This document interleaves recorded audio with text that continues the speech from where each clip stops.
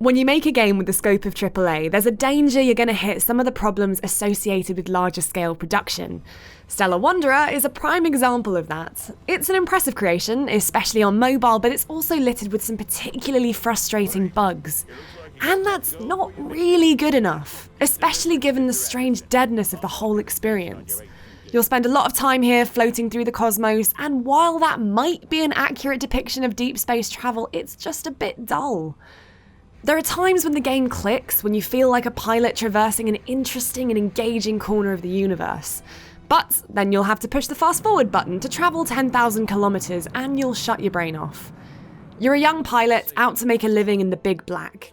You fly missions for people, mine asteroids, shoot pilots, and try not to be sucked from the cockpit of your ship into the infinite nothingness that surrounds you. It looks pretty lovely.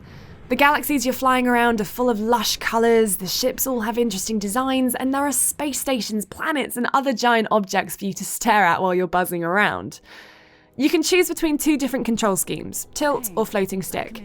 Each is customizable to some degree, letting you invert your axis. Then there are buttons to speed up, slow down, shoot, and dock with stations.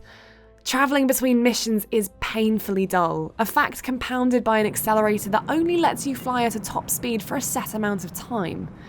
So you're staring at a blob in the distance, tapping to go faster, and looking at some reasonably pretty flickering stars. When things do happen, they're quite a lot of fun, and for the most part, surprisingly challenging.